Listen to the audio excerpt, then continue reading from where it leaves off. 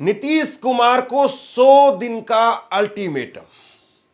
तेजस्वी यादव ने नीतीश कुमार को 100 दिन का अल्टीमेटम दिया है और 100 दिन के बाद में तेजस्वी यादव क्या करने वाले हैं, इसकी भी उन्होंने एक तरीके से बानगी पेश कर दी। बिहार में चुनाव हुए और चुनाव के अंदर जो नतीजे निकल करके सामने आए, अमित शाह को भी अंदाजा नहीं था कि नतीजे इस तरीके के होंगे।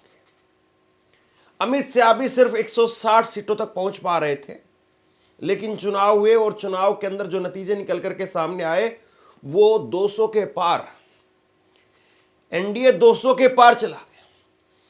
और अब उसके बाद में तेजस्वी यादव उन्होंने आज पत्रकारों से बात की और पत्रकारों से बात करते हुए 100 दिन को लेकर के क्या कुछ कहा और 100 दिन के बाद में वो क्या कुछ करने वाले हैं, इसके एक तरीके से बानगी उन्होंने पेश कर दी। उन्होंने एक लंबा चौड़ा ट्वीट किया। तेजस्वी यादव ने कहा कि पूरा देश कह रहा है कि हालिया बिहार विधानसभा चुनाव में लोक हारा है और तंत्र जीता है। इन्होंने जनतंत्र को धनतंत्र और मशीन तंत्र बना दिया। छल कपट प्रपंच और मशीनरी से प्राप्त जनादेश को जनता कितना स्वीकार कर रही है वह सभी जानते हैं। हम शुरू से ही सकारात्मक राजनीति करते आए हैं, इसलिए सरकार गठन के 100 दिन तक नई सरकार की नीतियों, निर्णयों और कार्यक्रमों पर कोई टिप्पणी नहीं करेंगे, लेकिन लोगों के साथ सरकार के कार्यों की विवेचना करते रहेंगे।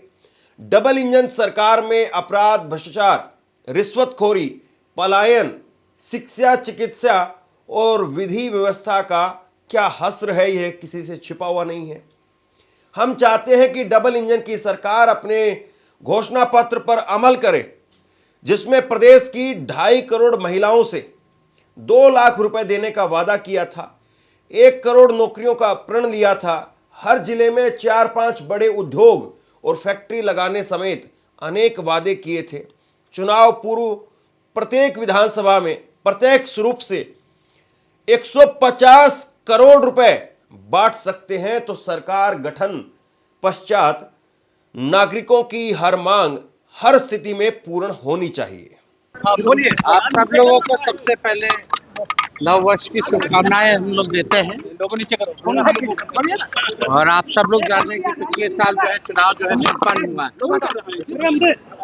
और पिछले चुनाव में इस लोकतंत्र में लोक हारा है और तंत्र जीते।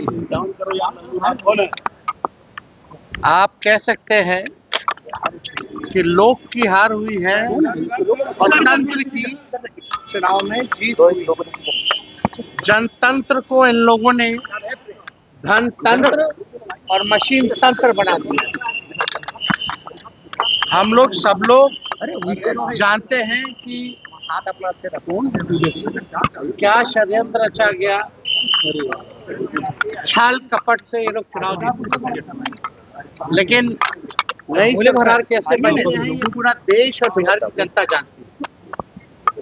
लेकिन फिर भी हम लोग जो मौजूदा जो सरकार है, क्योंकि हम लोग सकारात्मक राजनीति करते हैं, तो 100 दिन तक इस सरकार के निर्णय और नीति पे हम कुछ नहीं बोलेंगे और देखते हैं कि 100 दिन बाद कब हमारी माताओं बहनों को 2-2 लाख रुपया मिलता है, 1 करोड़ नौजवानों को नौकरियां कब मिलती है, हर जिलों में 4-5 कारखाने लगाने की बात की गई है। लगते हैं कि नहीं लगते हैं। 100 दिन तक हम कुछ नहीं बोलेंगे और ये सरकार की जिम्मेदारी है कि जो घोषणा पत्र इन लोगों ने जो जारी किया, उस घोषणा पत्र को जमीन पर अमल करने का काम। बिहार में अपराध बढ़ गया है।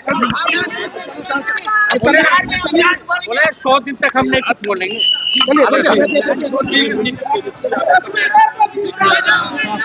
देखिए, बिहार के अंदर जो कुछ हो रहा है या जो कुछ हुआ वो सबने देखा और बहुत सारे लोग ये कह रहे थे कि तेजस्वी यादव कहाँ है, तेजस्वी यादव क्या करेंगे। अब जाहिर सी बात है कि इतनी प्रचंड बहुमत की सरकार आई है और उस सरकार के खिलाफ तेजस्वी यादव, उनकी एक रणनीति दिखाई दे रही है कि पहले दिन कोई मोर्चा ना खोला जाए, सरकार को काम करने के लिए कम से कम 3 महीने का समय दिया जाए और 3 महीने के बाद में यानी 100 दिन के बाद में फिर सरकार से हिसाब किताब शुरू होगा। 6 महीने किसी सरकार का कहा जाता है कि एक हनीमून पीरियड होता है।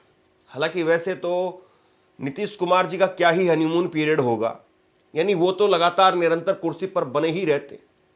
तो ऐसे में उनका क्या हनीमून पीरियड है, वो कभी बाहर नहीं गए, कभी सरकार में अंदर आए नहीं, हो तो सरकार में ही बने रहे। तो वो कोई ऐसे तो है नहीं कि नए नवेले मुख्यमंत्री हैं, उनको एडजस्ट होने में टाइम लगेगा, उनको चीज़ों को समझने में टाइम लगेगा, चीज़ों को तय करने में टाइम लगेगा। वो तो डे 1 से एक तरीके से एक्टिव ही नज़र आते रहने चाहिए, क्योंकि जब 20 साल से वो लगातार एक्टिव हैं, 20 साल से वो मुख्यमंत्री हैं, तो अगर चुनाव के 40, 50, 60 दिन अगर आचार संहिता की वजह से वो काम नहीं कर पाते, फिर शपथ लेते, फिर काम शुरू होता है, तो डे 1 से ही उनका काम तो दिखना चाहिए। लेकिन पहले दिन से काम तो छोड़िए आप, उल्टा बेरोजगारों पर और जो बेचारे गरीब लोग थे उन पर बुलडोजर जरूर दिखाई दिया। और ये कहीं ना कहीं सम्राट चौधरी बीजेपी की एक तरीके से ये कहा गया कि बीजेपी अपना पैर पसारने के लिए एक नई रीति नीति अपना रही है, बुलडोजर वाली नीति। और इस बुलडोजर के सहारे बीजेपी प्रदेश के अंदर अपनी पैठ बढ़ाना चाहती, नीतीश कुमार के नंबर कम करना चाहती है। लेकिन जो बड़ा मसला है, सबसे बड़ा मसला है, वो है 2 लाख रुपए। और वो 2 लाख रुपए ऐसे हैं कि कभी पूरे हो ही नहीं सकते। यानी आप मुझसे अगर पूछें तो मुझे बिल्कुल इस बात की पूरी गारंटी है कि 2 लाख रुपए महिलाओं को देना, और वो भी 2.5 करोड़ महिलाओं को देना। चलिए 2.5 करोड़ में से आप कहेंगे कि 2.5 करोड़ महिलाओं को हमने 10-10 हज़ार रुपए दिए थे, लेकिन अब जो महिलाएं आगे काम कर रही हैं सिर्फ उनको ही देंगे। तो 2.5 करोड़ में से 55 लाख 50 लाख महिलाएं तो ऐसी होंगी जो 2 लाख रुपए की हकदार होंगी कम से कम। तो 55 लाख महिलाओं को, 60 लाख महिलाओं को, उन्हीं को 2-2 लाख रुपए दे दीजिए। कम से कम एक नज़ीर तो पेश हो कि बीजेपी जो वादा करती है, या नीतीश कुमार बीजेपी के साथ में जाकर के जो वादा करते हैं उसको पूरा करते हैं। इस खबर के अंदर मुझे लगता है कि एक चर्चा और होनी चाहिए, और वो है नीतीश कुमार के बेहद करीबी, बेहद खासम खास और एक बहुत पुराने साथी, सलाहकार, दोस्त, और कहीं उससे भी बढ़ करके केसी त्यागी। केसी त्यागी को जेडीयू ने बाहर कर दिया। अब केसी त्यागी को बाहर किया जाना वो भी बड़ा अचरज भरा है। केसी त्यागी उन नेताओं में से हैं जो समाजवादी विचारधारा के एकदम कट्टर प्रबल समर्थक हैं। यानी नीतीश कुमार चाहे बीजेपी के साथ जाए, चाहे नीतीश कुमार वो लालू यादव के साथ जाए, हमेशा केसी त्यागी वो मुसलमानों को लेकर के या सांप्रदायिक के विचार को लेकर के बिल्कुल स्पष्ट रहे।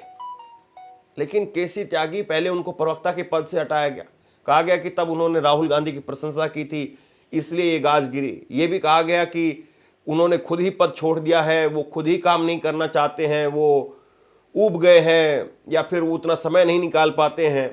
लेकिन अब पार्टी से निकालने की जरूरत क्या थी? लेकिन पार्टी से ही निकाल दिया गया। और केसी त्यागी ने तो कुछ ऐसा भी नहीं किया था कि वो पार्टी तोड़ना चाहते थे या कुछ और करना चाहते थे। उल्टा जो लोग पार्टी तोड़ना चाहते हैं उनको इनाम दिया जा रहा है साहब। केसी त्यागी को फिर आखिरकार क्यों बाहर किया गया, ये बहुत बड़ा सवाल है। केसी त्यागी को बाहर किया गया तो इसके पीछे एक बड़ी वजह जो बताई जा रही है कि केसी त्यागी ने नीतीश कुमार के लिए भारत रत्न की मांग कर दी थी। अब नीतीश कुमार के लिए भारत रत्न मांगा, उन्होंने कहा कि ये समाजवादी विचारधारा के एक बहुत बड़े नेता हैं, अमूल्य नेता हैं, और ऐसे नेता को कम से कम इस सम्मान से जरूर नवाजा जाना चाहिए। उन्होंने भारत रत्न की मांग कर दी, और एक तरफ उन्होंने भारत रत्न की मांग की, दूसरी तरफ उनको पार्टी से बाहर कर दिया गया। बड़ी हैरान करने वाली बात, केसी त्यागी को क्यों बाहर किया गया? जबकि केसी त्यागी तो पुराने नेता हैं, एक तरीके से आप कहिए कि गाहे बगाहे वो टेलीविजन पर बैठ करके बीजेपी की राजनीति को भी एक तरीके से अंकुश लगाने का काम करते थे। यह भी समझ से परे रहा कि आखिरकार ऐसे बड़े नेता क्यों बाहर किया गया। लेकिन अब तेजस्वी यादव वो कह रहे हैं कि भाई हम 100 दिन दे रहे हैं, और 100 दिन के बाद में हम फिर से अपना मुहिम, अपना काम शुरू करेंगे, और जो सरकार ने वादे किए हैं 1 करोड़ लोगों को नौकरी देने का वादा, वो पूरा किया जाए। 4-5 बड़े उद्योग जो लगाने का वादा किया गया था उसको पूरा किया जाए, और महिलाओं को 2-2 लाख रुपए देने की जो बात कही थी उसको पूरा किया जाए।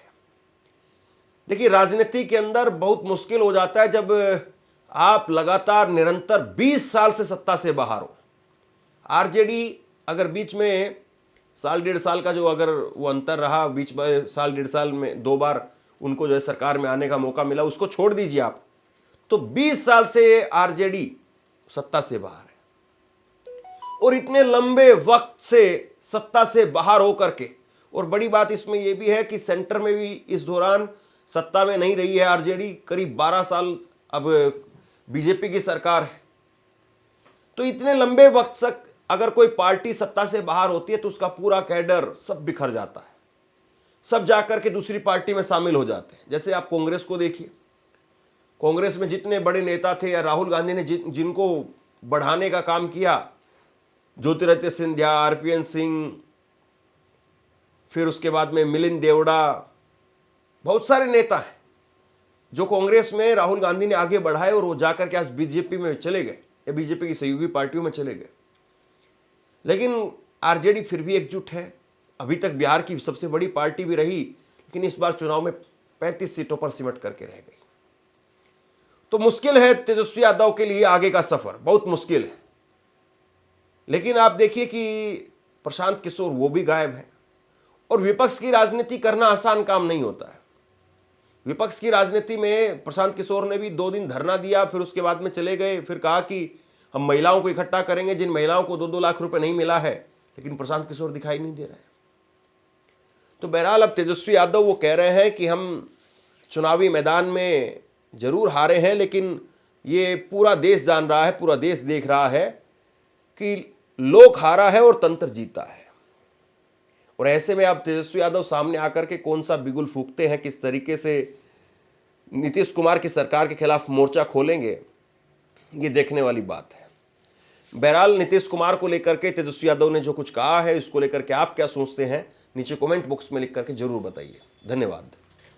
आपसे कुछ कहना चाहता हूं, आज के वक्त में पत्रकारिता करना कितना मुश्किल काम है, लेकिन अगर ऐसे में भी कोई आपकी खबर दिखा रहा है, कोई आपके मुद्दे पर बात कर रहा है, तो आपको भी उसका साथ देना चाहिए। अगर आपको लगता है कि मेरी पत्रकारिता सही है, मैं आपके लिए आपकी खबर वो दिखा रहा हूं, तो ऐसे में आप मेरा सहयोग कीजिए। आप इस वीडियो को जब लाइक करेंगे तो लाइक के साथ में ही एक थैंक्स का बटन आपको दिखाई देगा, उस थैंक्स के बटन पर आप क्लिक कीजिए और जो भी सहयोग राशि दे सकते हैं वो दीजिए। दूसरा, आप चैनल को ज्वाइन कर सकते हैं और चैनल को ज्वाइन करके भी मुझे मदद कर सकते हैं।